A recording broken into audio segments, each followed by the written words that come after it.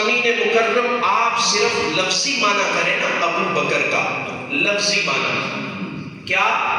لفظی معنی یہ ابو بکر کیا ہے، اس کا معنی کیا ہے؟ تو اس کا لفظی معنی بنتا ہے بکر کا باپ، بکر کا لفظی معنی توجہ ہے، بکر کا باپ۔ پر صدیق کا بیٹا تو بکر ہے ہی کوئی نہیں، صدیق کا بیٹا تو بکر ہے ہی کوئی نہیں، پھر کیا وجہ ہے؟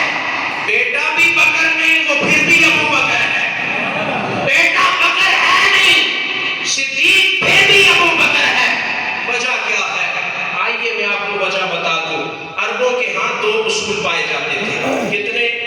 دو اصول عربوں کے ہاں پائے جاتے تھے۔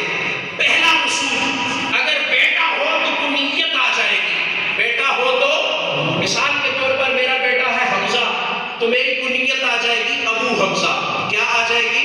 ابو حمزہ۔ دوسرا اصول عربوں کا یہ تھا کہ کوئی عالم صفت اگر کسی شخص میں پائی جائے اس صفت کو کنیت پر لے آتے تھے، غالب صفت کو کنیت پر لے آتے تھے۔ آپ گرامر کی تمام کتابیں کھولیں، آپ المنجد کھولیں، آپ فیروز اللغات کھولیں، آپ تاج العروض کھولیں، آپ ساری کتابیں موجب الوسیط کھولیں، مصباح اللغات کھولیں، ابن المنظور کھولیں، یہ لغت کی ساری کتابوں کو آپ کھول کر دیکھیں، اس میں بکر کا معنی دیکھیں تو معنی بنتا ہے اول اول اول اول۔ میں کیسے سمجھاؤں آپ کو اور آسان کر دیتا ہوں۔ بکر کا معنی بنتا ہے لغت کی کتابوں کے اندر جلدی کرنے والا، دیر نہ کرنے والا، فوراً کرنے والا، یہ صفت تھی ابو بکر کی، پہلے کرنا، جلدی کرنا، اول رہنا، اول رہنا، دیر نہ کرنا، جلدی کرنا، یہ صفت تھی ابو بکر کے اندر، یہ صفت تھی سیدنا صدیق اکبر کے اندر۔ اب سمجھ آیا کہ کلمہ پڑھنے میں اول، کلمہ پڑھنے میں اول، مومن اول، مسلم اول، کلمہ گوئے اول، کعبے کے سین میں خطیب اول، مصطفیٰ کے مصلی پر امام اول، مسند خلافت پر خلیفہ اول، روضہ مصطفیٰ میں مزار اول، معراج کے بعد صدیق اول، جنت کے 8 دروازے ہیں، سب سے پہلے جسے بلائیں وہ ابو بکر۔ میرے جملے ضائع جانے میں پھر عرض کیے دیتا ہوں، جنت کے 8 دروازے ہیں، سب سے پہلے جسے بلائے وہ ابو بکر۔ مصطفیٰ کی زبان سے جو حکم نکلے سب سے پہلے جو عمل کرے وہ ابو بکر۔ مولا علی کہے میدان بدر میں آج نبی کی حفاظت کون فرمائے گا؟ سب سے پہلے لبیک کہنے والا ابو بکر۔ مصطفیٰ پوچھے آج روزہ کس کا ہے میرے صحابہ؟ ابو بکر لبیک یا رسول اللہ میرا ہے۔ آج غریب کو کھانا کون کھلائے گا؟ لبیک یا رسول اللہ۔ آج مال چاہیے کون دے گا؟ لبیک یا رسول اللہ۔ میں یہاں رک کر ایک منظر آپ کے سامنے پیش کرنے لگا ہوں۔ بندہ وطن غیر میں رزق کی تلاش میں جائے، رزق کی تلاش میں وطن غیر میں بندہ جائے، عرصہ دراز بیتنے کے بعد بندہ واپس اپنے ملک میں آئے، ایئرپورٹ پر پہنچے، گورنمنٹ کہے کہ جی باہر آنے کی اجازت نہیں، کورونا آ گیا ہے، واپس چلو، مجھے بتاؤ بیوی بچوں کے ساتھ ملے بغیر وہ بندہ عرصہ دراز گزارنے کے بعد ایئرپورٹ سے واپس جب پلٹے گا اس کی حالت کیا ہوگی؟ مارنا چاہے گا، وہ اپنے بیوی بچوں سے دور ہو کر وہ مارنا چاہے گا۔ سامعین مکرم کے منظر ذہن میں رکھیے گا، ہجرت مدینہ کے پہلے رفیق مصطفیٰ کے ساتھ ابو بکر تھے، ہجرت مدینہ کے بعد پہلے رفیق مصطفیٰ کے ساتھ سیدنا ابو بکر صدیق تھے۔ مدینہ لے کر عرصہ بیت گیا تھا، بعد میں آئے ہوئے صحابہ تڑپ رہے تھے، یا رسول اللہ مکہ دیکھنا ہے، یا رسول اللہ کعبے جانا ہے، یا رسول اللہ مکہ المکرمہ کی زیارت کرنی ہے۔ ایک دن رسالت فوج میں آئی، یوحا کے لب کھلے، فرمایا صحابہ کعبہ دیکھنا چاہتے ہو؟ آقا دیکھنا چاہتے ہیں؟ مصطفیٰ نے فرمایا صحابہ کپڑے بدلو، آؤ چلتے ہیں کعبہ دیکھتے ہیں، احرام باندھ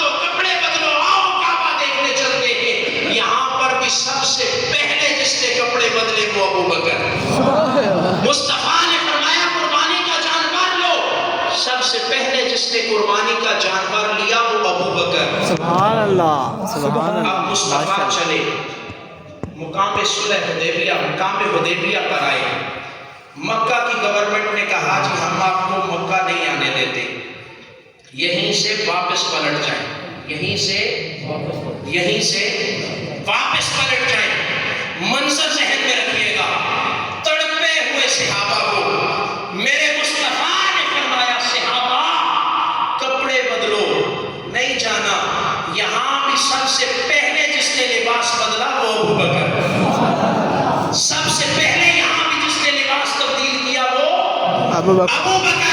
حضرت عمر یہاں تڑپ رہے تھے، آئے آ کر عرض کرنے لگے آقا ان مکہ والوں کی مجال یہ ہمیں روکے، آپ اجازت دے دو نا، میں انہیں پیچھے کرتا ہوں، میں انہیں ہٹاتا ہوں، ہم مکہ چلتے ہیں. حضرت عمر کی طبیعت میں ذرا جلال تھا. بولیے کیا تھا؟ کیا تھا؟ جلال تھا. صدیق کی طبیعت میں جمال تھا.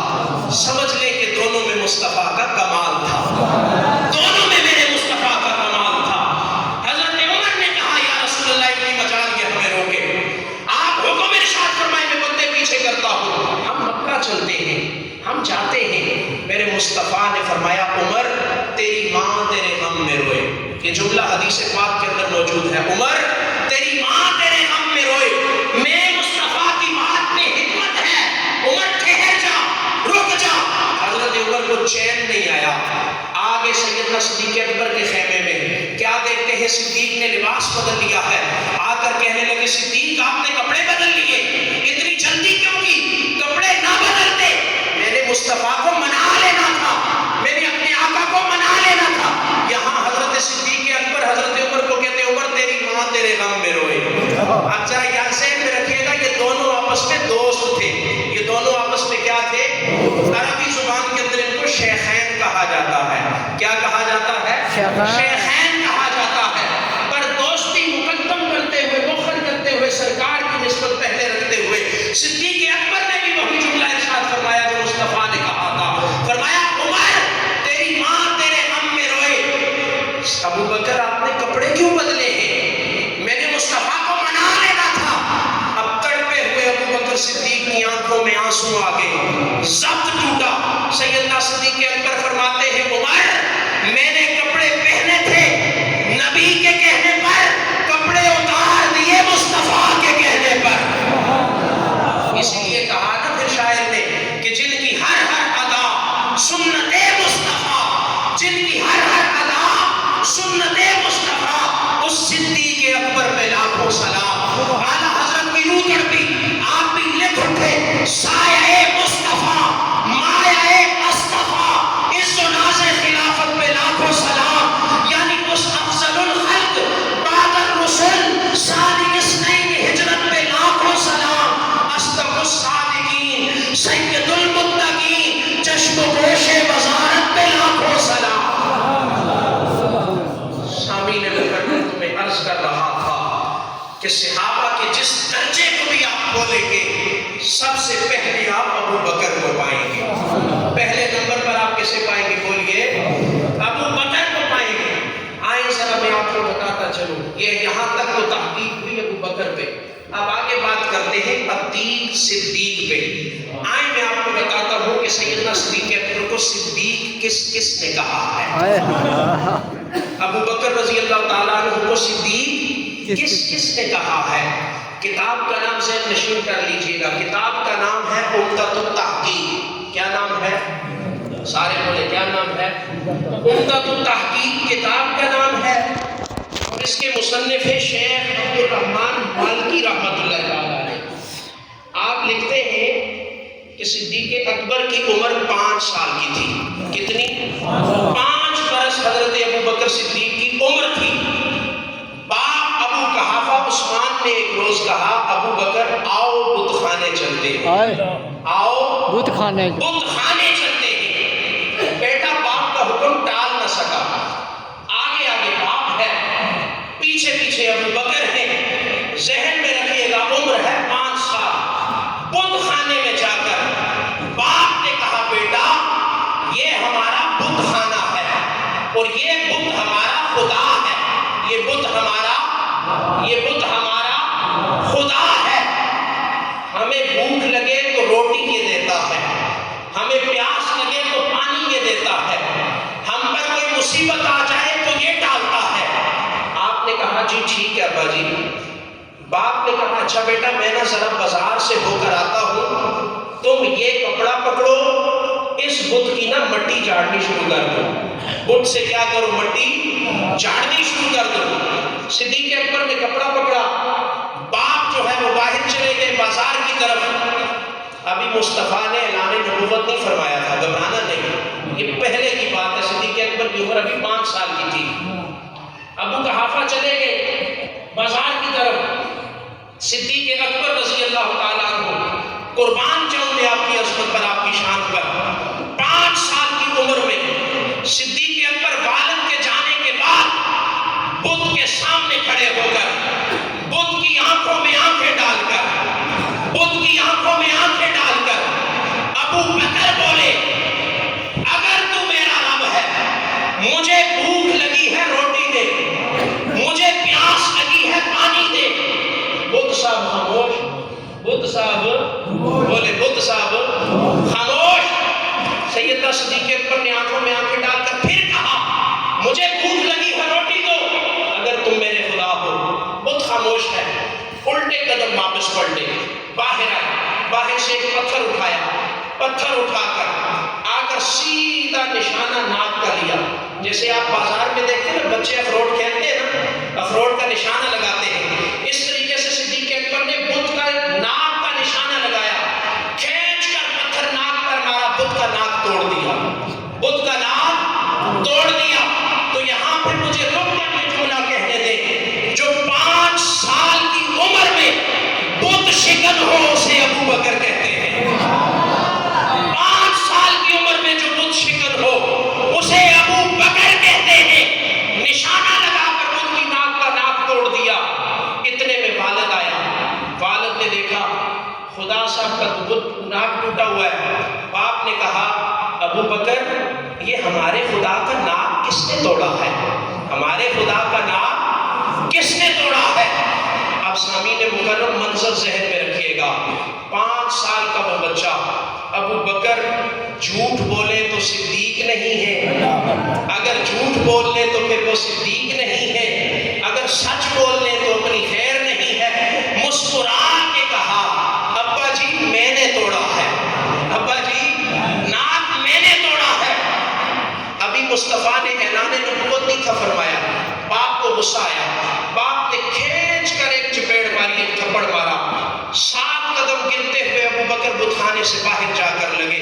تو یہاں رک کر ایک جملہ مجھے کہنے دیجئے گا، جو 5 سال کی عمر میں دین کے نام پر تمانچے کھائے اسے ابو بکر کہتے ہیں۔ جو 5 سال کی عمر میں دین کے نام پر تمانچے کھائے اسے ابو بکر کہتے ہیں۔ مارتے مارتے باپ گھر لے کر آیا، ماں نے دیکھا بیٹے کو مار پڑ رہی ہے، بھاگتی ہوئی آئی، بیٹے کو پکڑا، سینے سے لگایا، کہا ابو قحافہ کیوں مار رہے ہو میرے لقتے جگر کو، میرے بیٹے کو کیوں مار رہے ہو؟ باپ نے کہا اس نے میرے خدا کو مارا ہے، میں اسے مار رہا ہوں۔ ذرا توجہ ہے آپ کی، اس نے میرے خدا کو مارا ہے، میں اسے مار رہا ہوں۔ ماں نے فوراً کہا ابو قحافہ اسے نہ مارو، میں تمہیں بتاتی ہوں ایک بات سنو۔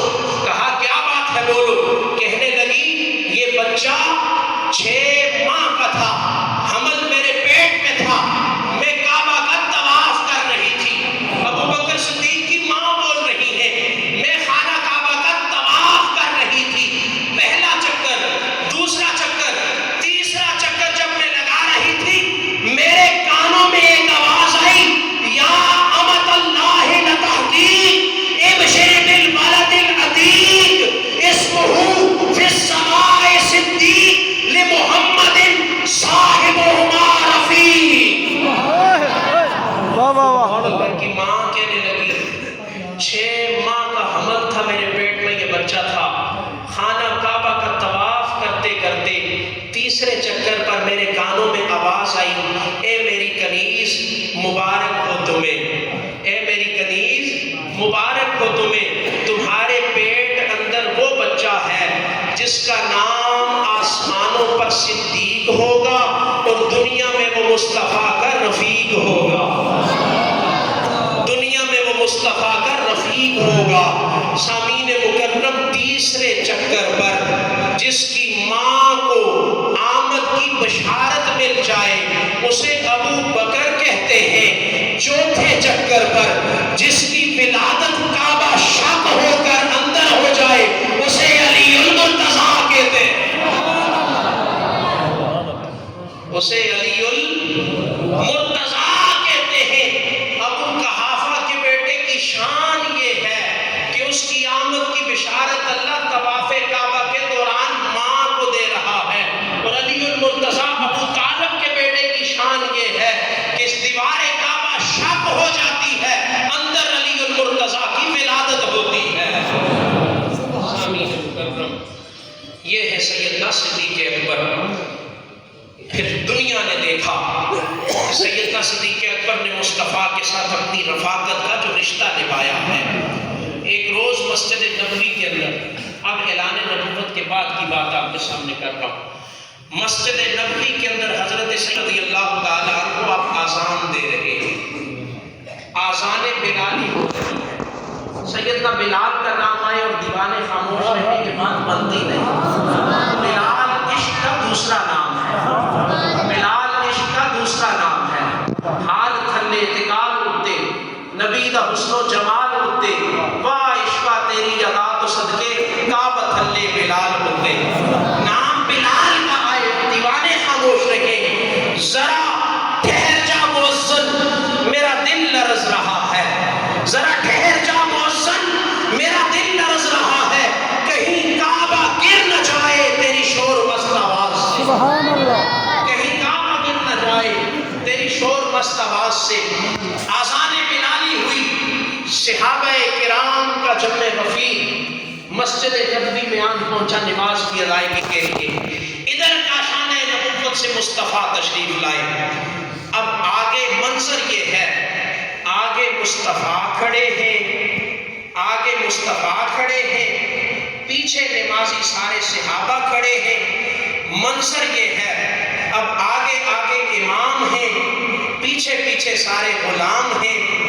منظر یہ ہے، آگے صلی اللہ ہے، پیچھے سارے رضی اللہ ہے، آگے مصلی پر صلی اللہ ہے، پیچھے سارے غلام رضی اللہ ہے۔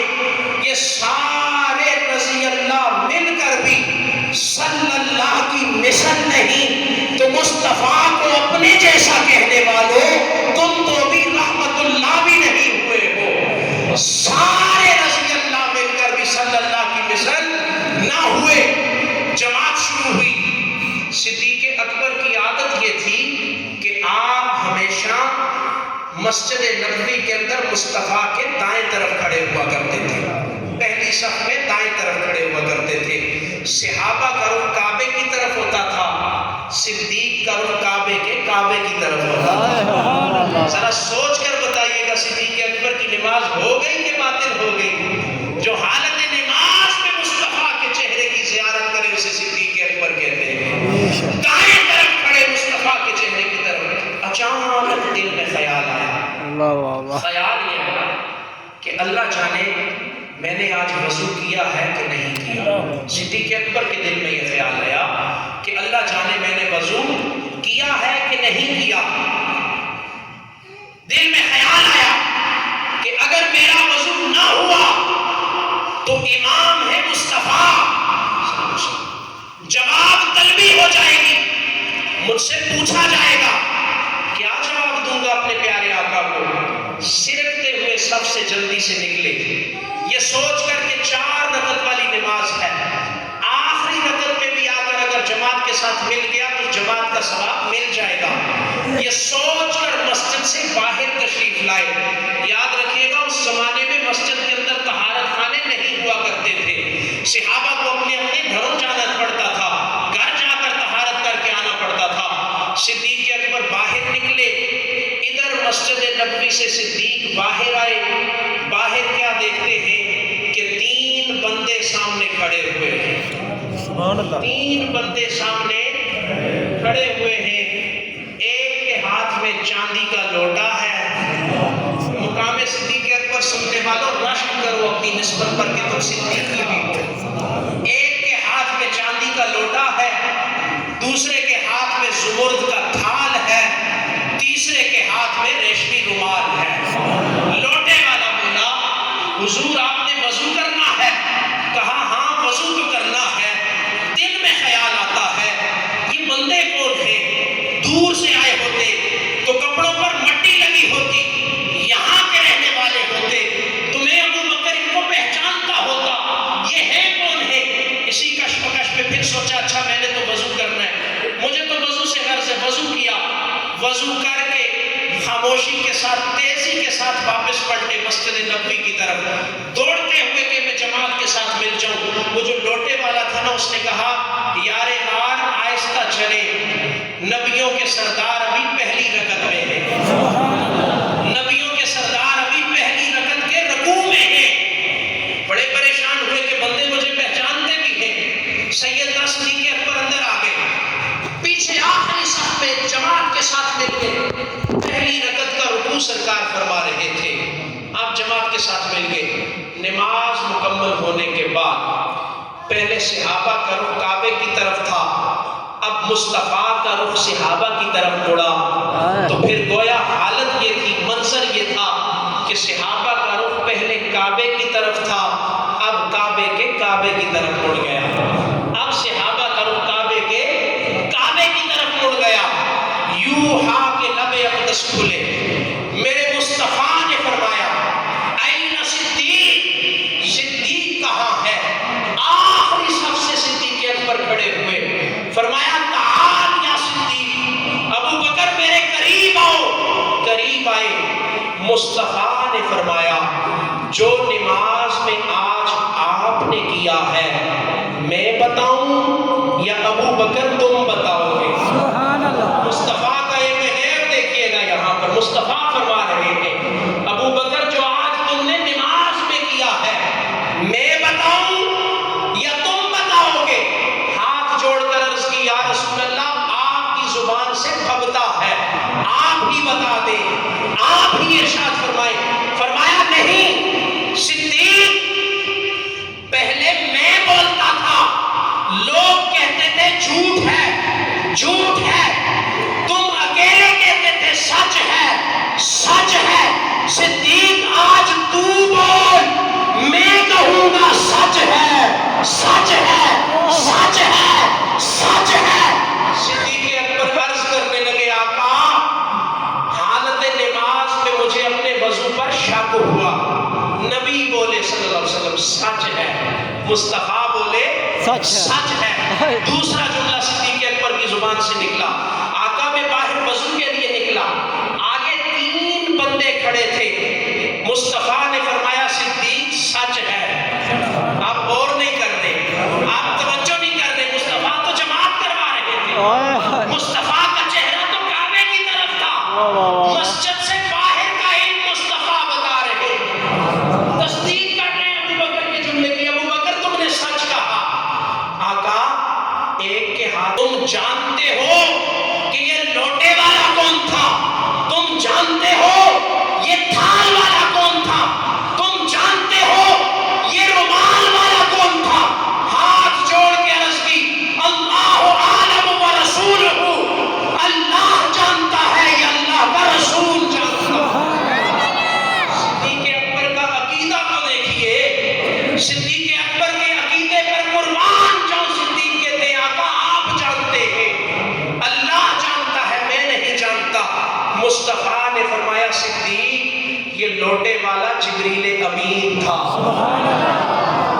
آپ مچل جائیں گے اس جملے پہ, تڑپ کیوں نہیں گئے آپ سن کر؟ جبریل لوٹے والا جبریل امین تھا, جبریل یہ تھال والا میکائیل تھا. سنو ابو بکر یہ جو رومال والا تھا نا یہ رضوان تھا جنت کا داروغہ, یہ رضوان تھا جنت کا داروغہ.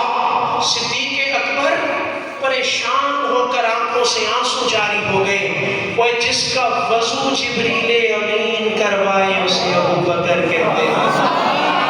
پھر کہتا ہوں ایسے نہ کیجئے گا، ظلم ہو جائے گا، مقام صدیق اکبر کے ساتھ زیادتی ہو جائے گی۔ میں پھر جملہ عرض کیے دیتا ہوں، شاید کہ میرے دل میں اتر جائے میری بات۔ فرماتے ہیں جس کا وضو جبریل امین کروائے اسے ابو بکر کہتے ہیں۔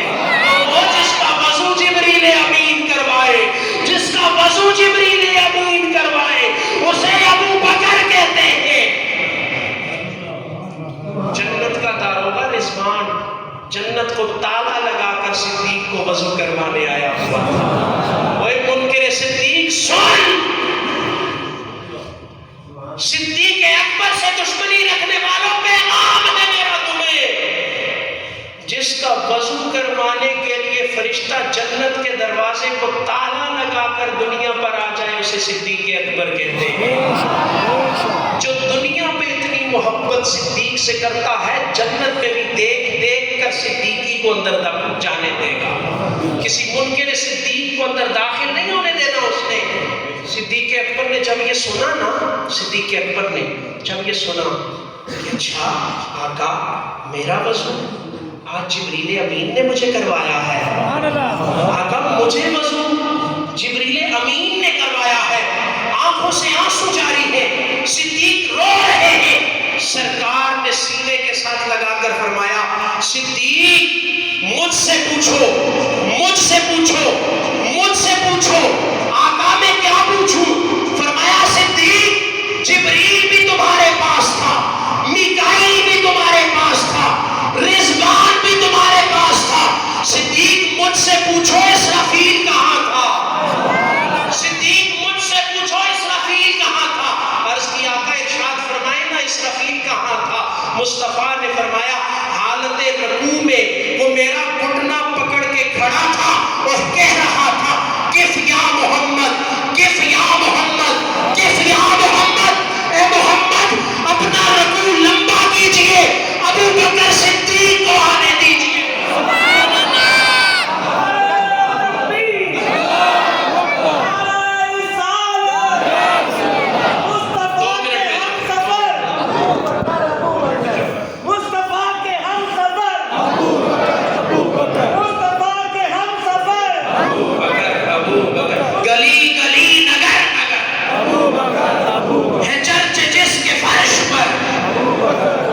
لگے گا نعرہ فرش پر،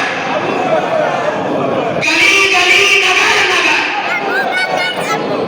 مجھے ایک جملہ کہنے دیجئے گا، یہ شان صدیق اکبر کی ہے، جس کی خاطر مصطفیٰ رکوع لمبا کرے اسے ابو بکر کہتے ہیں، جس کی خاطر مصطفیٰ سجدہ لمبا کرے اسے حسین کہتے ہیں۔